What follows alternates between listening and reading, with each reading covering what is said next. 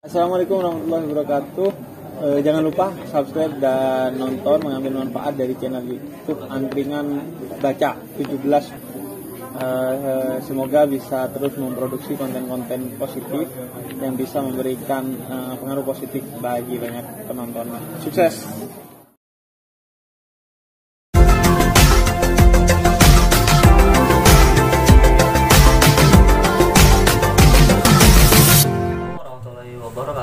Jumpa lagi bersama saya Muhammad Jamaluddin sebagai Presiden Angkringan Baca 17. Kali ini kita juga akan membahas kembali buku yang saya tulis. Buku kedua ini adalah Tuhan Ternyata Aku Manusia. Nah, video kali ini bagaimana caranya saya merenung ketika menulis ini adalah berkomunikasi dengan alam semesta. Jadi kita sebagai manusia juga tidak berkomunikasi dengan sang manusia, tapi juga bisa berkomunikasi dengan alam semesta kita. Dimanapun kalian berada, jangan lupa saya selalu mengingatkan kalau emang video ini menarik, silahkan di share, di subscribe, dan di like. Kalau emang video ini dirasa kurang baik, jangan di unsub, tapi juga diberikan kritik, saran, komen yang membangun untuk kedepannya channel kami. Oke, langsung aja, nggak usah banyak basa-basi. Kita akan bahas narasi ketiga atau bagian ketiga dari buku ini, Manusia Berbicara dengan Alam Semesta. Bagaimana caranya? Nanti ketika teman-teman baca buku ini bisa nanti dilihat di deskripsi teks, di deskripsi video. Kalau mau cari tahu bukunya di mana, nanti bisa kalian adopsi buku kedua saya. Langsung aja, bagian ketiga adalah Manusia Berbicara dengan Alam Semesta. Jadi waktu itu artikel ini tentang kopi ya, jadi percakapan saya dengan kopi. Jadi saya lagi berbicara dengan kopi, jadi kayak orang gila ya.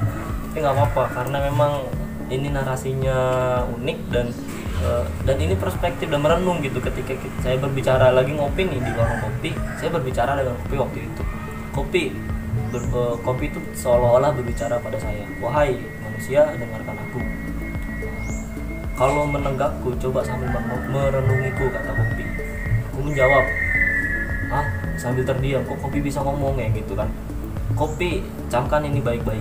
Aku menganggap kalian itu semua sama di hadapanku, kata kopi.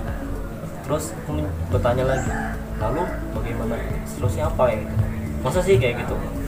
Kopi berkata lagi, kalian berbeda saat aku mengalir ke tenggorokan. Aku berbeda kali, maksudnya ketika kopi itu mengalir ke tenggorokan, itu semua sama, rasanya sama. Yang tergantung kopinya ya, misalkan kita minum kopi V60 atau Americano, satu forum dengan orang-orang itu minum kopi itu masih sampai tenggorokan, itu sama rasanya. Terus aku menjawab, apa yang membedakannya lalu? Terus kopi selanjutnya melanjutkan perkataannya, kalau aku udah sampai hati itu berbeda.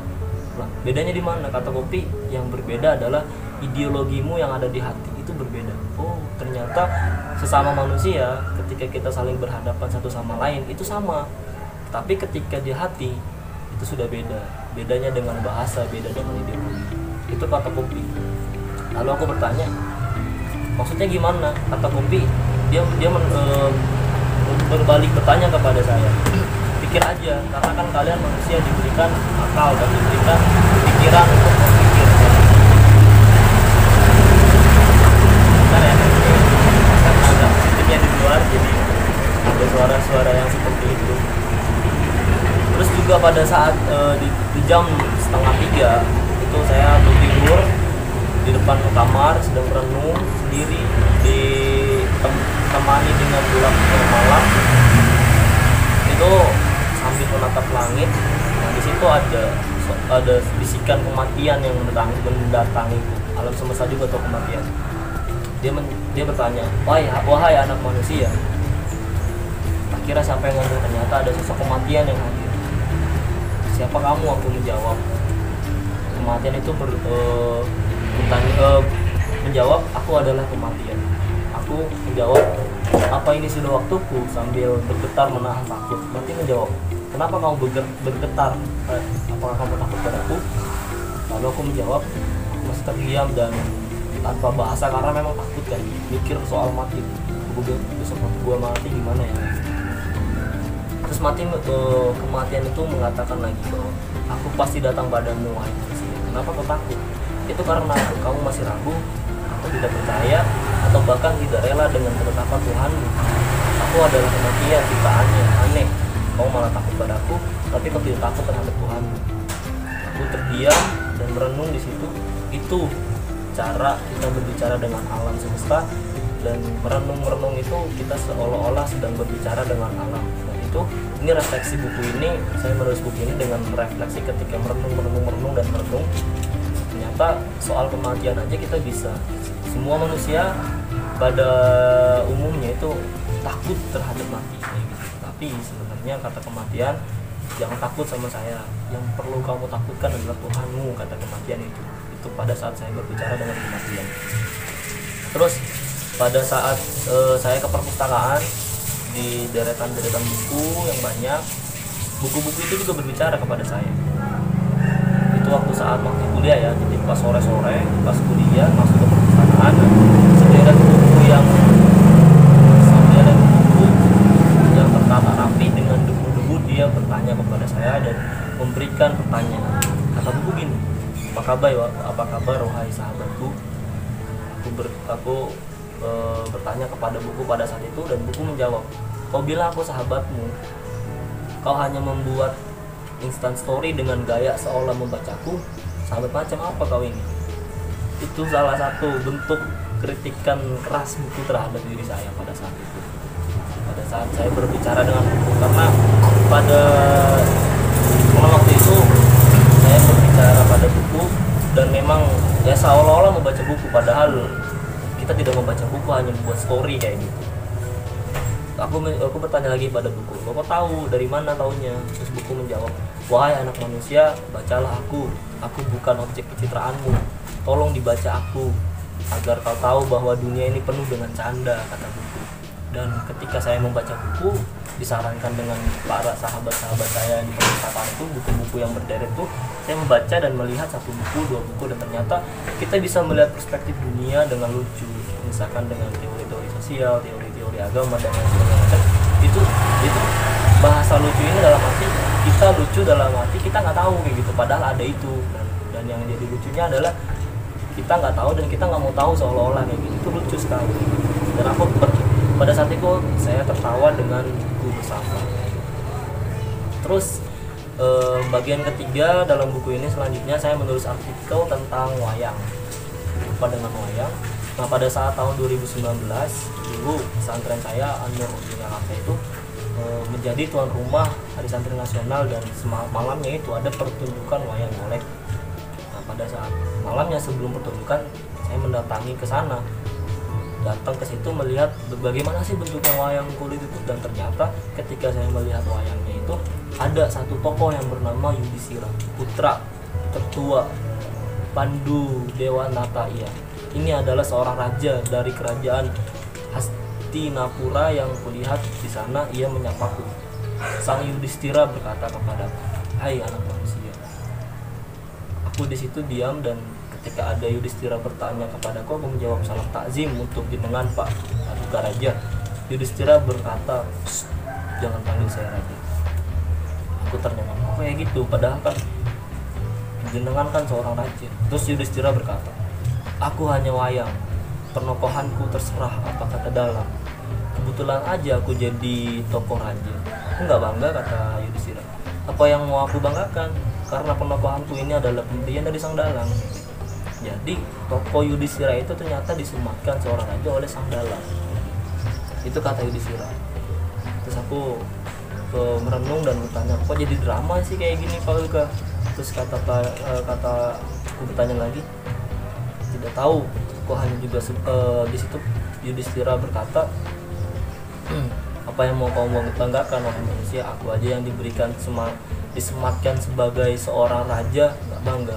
Lalu apa yang kau punya saat ini? Kenapa kau bangga dengan yang punya saat ini? Dan aku merenung pada saat itu. Saya bilang ke Yudhistira, apunten Pak, saya hanya anak manusia yang tidak tahu apa-apa. Dan kita merenung bersama pada saat itu. Lalu pertunjukan dimulai, dan saya pada malam itu merenung ketika melihat pemeran Yudhistira itu sedang gagah perkasanya.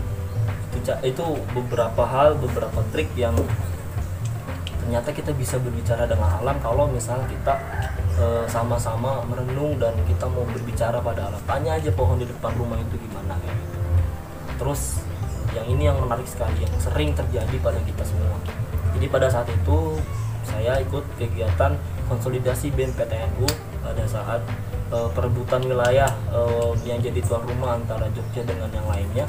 Saya ikut waktu itu, ikut rapat ke sana sini. Pulangnya itu kita sedang makan di angkringan, di rumah makan ya, di rumah makan. Nah, pada saat itu saya makan, nasinya banyak nih, 5,5 mau dibuang nasinya. Tapi nasi pada saat itu berbicara pada saya, "Wahai anak manusia, kenapa kau mau membuangku?" Aku menjawab, "Udah kenyang," kayak gitu. "Mau gimana lagi? Ya udah dibuang," kayak gitu. Nasi bilang, "Kau nggak punya hati, wahai anak manusia." Aku bertanya, "Ya kok begitu?" Ya gitu kan konsepnya kayak gitu. Nasi terus bertanya sambil merenungi nasibnya yang akan dibuang ya gitu. "Kau tidak pernah berpikir kan hadirnya diriku di hadapanmu itu butuh jerih payah banyak manusia lain agar aku enak dimakan sama engkau kayak gitu. Para petani yang menyayangiku, para dengan menjagaku dengan kasih sayang, seorang yang memasakku dengan penuh kesabaran menunggu hingga aku matang, mengaduk hingga seorang yang mengantarkanku ke depanmu pada saat itu. Semua itu ikhlas dan sukarela, tanpa ada benih-benih kesombongannya kayak gitu. Dia mau turun ke sawah, dia mau menanam kotor-kotoran kayak gitu. Sedangkan kau tinggal menikmati saja, repot sekali ingin membuang karena tidak habis dan karena egomu sudah penuh kayak gitu," kata Nasi. Terus dia berkata, "Dasar kaum manusia tidak pernah hidupnya bersyukur." Dan pada saat itu saya melihat sosok Nasi, sepiring setengah piring nasi itu, ketika mendengar Nasi itu berbicara seperti itu, lalu langsung habis nasinya dan habiskan semua yang ada di piring. Nah, ini beberapa tips sebenarnya kita bisa berbicara pada alam semesta, dan ini saya pernah melakukan ini dan saya pernah bertanya dan merenungi soal bagaimana kita mengetahui bahwa kita manusia yang sebenarnya sifat kita seperti itu kayak gitu. Seperti itu dalam tanda kutip, kita masih punya ego, kita masih punya kepentingan yang hanya untuk diri sendiri kayak gitu.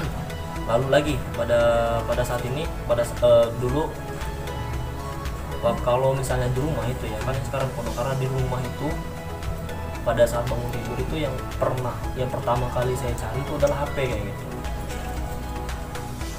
Pada saat itu seingat saya naruh HP di atas kepala, tapi ternyata saya lupa adanya saya taruh di atas lemari pada saat itu. Di situ aku bertanya pada HP, berkata-kata dengan HP, "Di sini kau rupanya." Terus handphone bertanya kepada berkata, "Kau sayang sekali padaku wahai manusia." Aku menjawab, "Bagaimana tidak, tanpa engkau tak mungkin berwarna hidupku." Handphone setelah itu tertawa dengan terbahak-bahak, "Baguslah, dengan begitu mengikis sudah nilai kemanusiaan." Aku menjawab, "Lah kok bisa kayak gitu? Maksudnya gimana?" Terus kata handphone, "Kau tidak tahu kan di luar sana mereka banyak dari golonganmu, banyak anak-anak manusia yang asik denganku, padahal di hadapannya ada kekasih hatinya yang menunggu disapa. Belum lagi di kelas-kelas kuliah karena fokus kepadaku, mereka menghiraukan dosen yang sedang berbicara." Itu adalah salah satu bentuk upayaku mengikis nilai kemanusiaan. Lalu aku bertanya kepada handphone, "Terus aku harus bagaimana ini?" kayak gitu. Handphone menjawab, "Kau kan manusia bisa berpikir." Aku tidak tahu karena aku cuma sebuah handphone. Kita di manusia kita bisa berpikir, harusnya kita lebih pandai daripada handphone yang kita punya. Dan yang terakhir mungkin ini dengan judul Orang Gila. Saat senja mulai tampak wajah sayurnya, di sisi kanan jalan seorang duduk dengan rambut compang-camping. Rupanya ia yang sering dianggap orang gila pada di sejarah, lalu asik dengan urusannya sambil berbengong sendiri. Orang gila itu menjawab, "Nyapa, hei kau." Aku jawab saya pak kayak gitu. Nah orang gila itu bilang, kan cuma kita berdua di sini, berarti yang saya maksud adalah engkau. Oh gitu pak. Terus aku bertanya lagi, ini kok nyambung ya bahasanya, jenengan kan orang gila, kok saya nyambung ngobrol dengan jenengan kayak gitu. Orang gila itu menjawab, bertanya kepadaku, jawab pertanyaanku, siapa orang gila. Saya menjawab pertanyaan orang gila itu. Kok kayak gini pertanyaannya? Anu pak, orang yang cara sendiri, tidak bisa mengurus diri sendiri, hidupnya luntang-lantung dan punya urusan sendiri, nggak jelas kayak gitu. Maaf pak, kayak hilang akalnya. Orang gila tuh ketawa dengan terbahak-bahak, terus sambil bilang gini, kalau begitu yang orang gila adalah kamu kayak gitu. Loh kok saya kayak gitu. Orang gila itu selanjutnya berkata bahwa orang gila adalah orang yang di hatinya tidak pernah menyebut nama Tuhannya, ibadahnya bukan karena Tuhannya, melainkan untuk kepentingan nafsunya belaka. Celep sekali nasihat orang gila itu. Berarti saya dong pak yang gila, bukan jenengan. Orang gila itu ketawa dengan keras. Dia nggak tahu kok tanya sama saya, kan saya orang gila, kamu kan orang waras. Itu selesai sudah sesi pertanyaan, pembedahan buku Tuhan Ternyata Aku Manusia ini untuk merenung bahwa dalam buku ini saya menulis kita tidak untuk menyindir siapapun, ini hanya untuk merenung terhadap diri kita bahwa kita atas nama manusia itu sama, tidak ada bedanya. Atas nama kemanusiaan, di hadapan kemanusiaan, sekali lagi kita semua sama. Seperti itu. Kalau dipandang secara agama, secara ideologi, secara kepentingan itu pasti ada perbedaan, tapi dalam sisi kemanusiaan semuanya kita sama. Saya merenung kenapa menulis buku ini, karena saya membaca surat Al-Fatihah ayat pertama, Bismillahirrahmanirrahim. Kata Bismillah Ar-Rahman itu menunjukkan bahwa ada Allah memberikan rahmat kepada manusia, kepada alam semesta. Tidak pandang di Islam, tidak pandang di agamanya apapun, Allah memberikan rahmat kecuali Ar-Rahimnya. Nah di sini kata Ar-Rahman ini saya merenung bahwa di hadapan manusia kita semua sama, tidak ada bedanya. Seperti itu. Mungkin kalau misalkan ada kesalahan saya bisa mengoreksinya. Kita sama-sama belajar bahwa ayo sama-sama kita melihat diri kita sebagai manusia, pandang sahabat kita dan semuanya dengan pandangan kasih sayang dan dengan kemanusiaan kita bersama. Terima kasih, kurang lebihnya mohon maaf. Allah muwaffiq. Assalamualaikum warahmatullahi wabarakatuh. Salam pecah.